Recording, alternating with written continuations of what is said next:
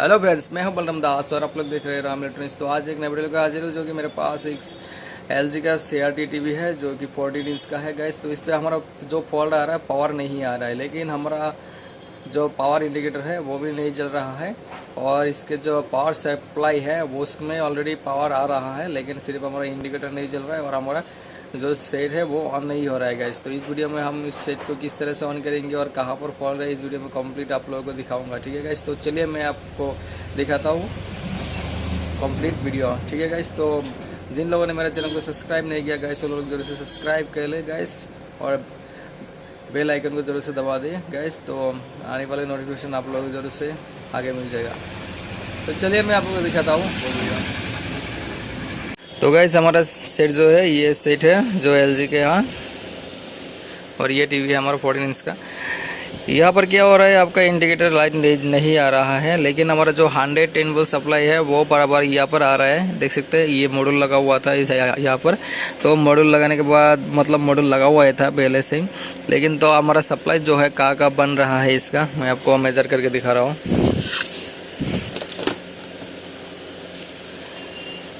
Metre को सबसे पहले DC साइड पे सेट करना पड़ेगा गैस।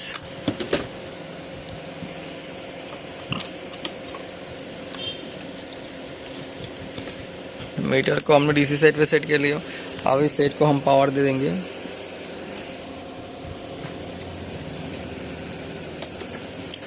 सेट को हम पावर दे दिया हूँ और आप लोग मैं सप्लाई दिखाता हूँ इसका।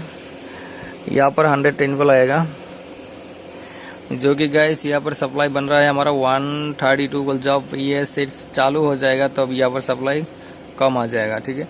तो और यहाँ पर क्योंकि यहाँ पर मॉड्यूल लगा हुआ है ऑलरेडी, मॉड्यूल में थोड़ा सा वोल्टेज ज़्यादा देना ही पड़ता है, नहीं तो आपका मॉड्यूल घट जाता है। तो यहाँ पर हमारा जो सप्लाई है वो बराबर आ रहा है, देख सकते हैं। और दूसरे सप्लाई जो यहाँ पर हमारा जो ऑडियो सप्लाई है उसको भी चेक करा देता होगा। तो यहाँ पर भी ऑडियो सप्लाई के जो आप सॉरी ये ऑडियो सप्लाई नहीं है, ये हमारा जो स्टैंड बाई सप्लाई है यहाँ पर ऑलरेडी बन रहा है 10 वोल्ट, देख सकते हैं। और यहाँ पर जो सप्लाई होना चाहिए इस ये ऑडियो सप्लाई है हमारा ऑडियो सप्लाई हो गया ये डायड, जो कि 19 वोल्ट ऑडियो सप्लाई भी हमारा यहाँ पर पार आ रहा है।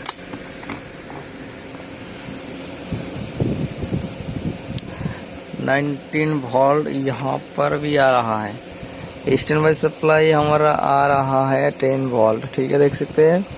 और यहाँ पर 110 वोल्ट भी सप्लाई निकल रहा है 132 वोल्ट, ठीक है गाइस। तो यहाँ पर 132 वोल्ट इसलिए है क्योंकि यहाँ पर मॉड्यूल लगा हुआ है ऑलरेडी, मॉड्यूल पे हमारा सप्लाई ज़्यादा देना पड़ता है गाइस। यहाँ पर हमारा एक भी सप्लाई हमको आना चाहिए, तो अभी हमारा इंडिकेटर जो है वो शो करेगा और आपका टीवी जो है वो सेट ऑन होगा, नहीं तो आपका सेट भी ऑन नहीं होगा, इंडिकेटर भी नहीं चलेगा।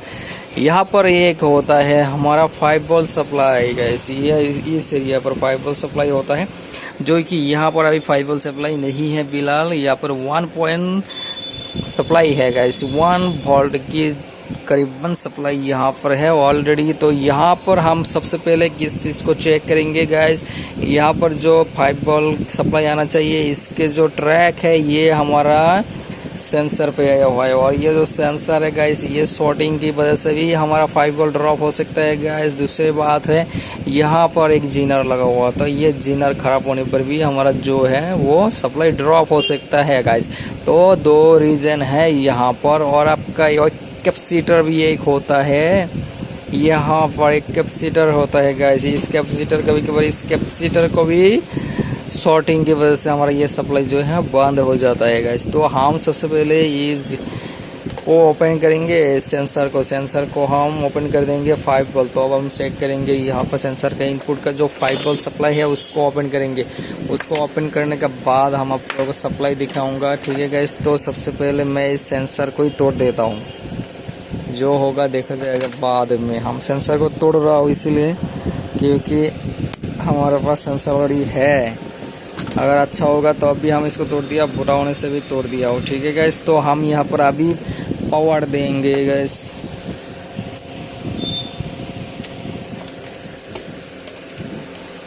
तो यहाँ पर हमने अभी दे दिया हूँ पावर, और हमारा सेट जो है गैस वो हो गया है ऑन।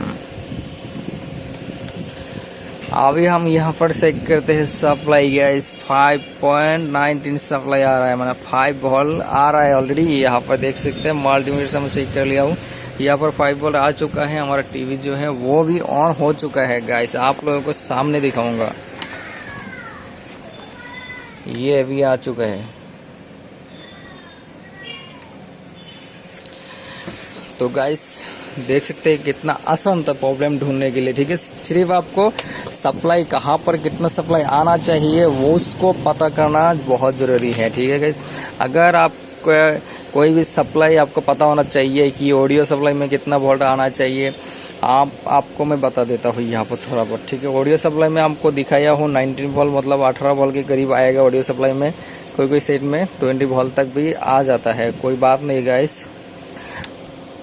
तो ये वर्टिकल आईसी है, ये वर्टिकल सेक्शन है, जो कि गैस ये वर्टिकल आईसी में आपका 14 वोल्ट पॉजिटिव 14 वोल्ट निगेटिव आएगा, जो डायोड के एसटी से थ्रू से आता है गैस। ये मैं न्यू यूज़र के लिए बता रहा हूँ गैस, ठीक है। अगर वर्टिकल सेक्शन आता है तो प्रॉब्लम यहाँ पर आपको ढूंढना होगा, ठीक है। और आपका जो ऑडियो सेक्शन अगर नहीं आता है तो गैस यहाँ पर ढूंढना पड़ेगा।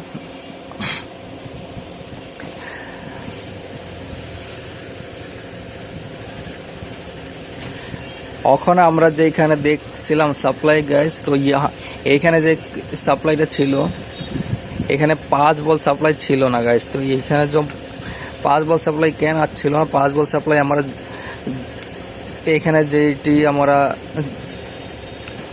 सेंसर ছিল, এই সেন্সরটি অলরেडी शॉर्ट सर्किट हो গিয়েছিল, तो मतलब शॉर्ट हो गया था गाइस, ये सर्किट जो है शॉर्ट हो गया था।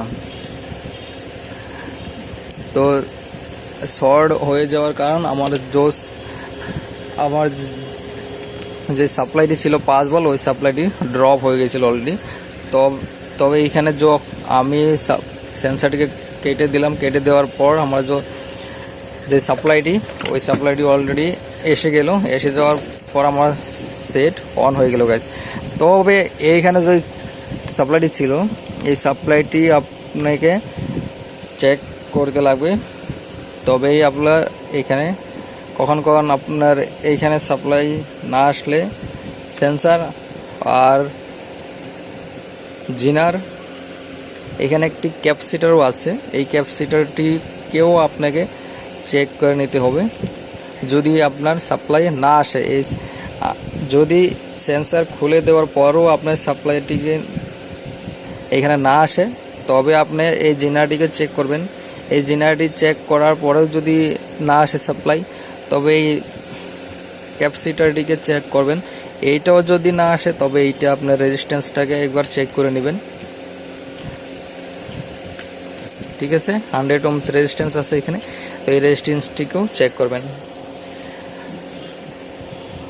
तो गाइस यहाँ पर हमारा जो प्रॉब्लम था वो तो सॉल्व हो चुका है गाइस। तो आप लोगों को अगर वीडियो अच्छा लगा तो लाइक एंड शेयर कीजिए गाइस। तो हम यहाँ पर थोड़ा बहुत सप्लाई आप लोगों को दिखाने की कोशिश की है, और आपका इस साइड में मैं थोड़ा बहुत आपको और भी जानकारी दे देता हूँ। इस साइड में क्या होता है, कभी कभार ये मॉड्यूल जो लगा हुआ है, ये मॉड्यूल लगाने की भी ज़रूरत नहीं पड़ेगी आपको। यहाँ पर क्या होता है, ये STR ख़राब होता है, ज़्यादातर STR ख़राब होता है, और STR अगर ख़राब हो के आपको नहीं आता है तो यहाँ पर 2-3 कंपोनेंट है, उसको चेक करना आपको बहुत ज़रूरी है। ये 2-3 कंपोनेंट चेक करने से ही आपका इसका जो फॉल्ट है वो आ जाएगा।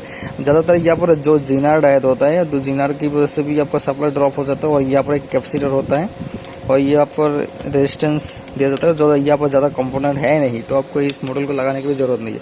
आपका आउटपुट सेक्शन में जो यहाँ पर भी 2 रेजिस्टेंस होते हैं, इस 2 रेजिस्टेंस और कैपेसिटर की वजह से भी आपका सप्लाई जो है वो ड्रॉप हो जाता है।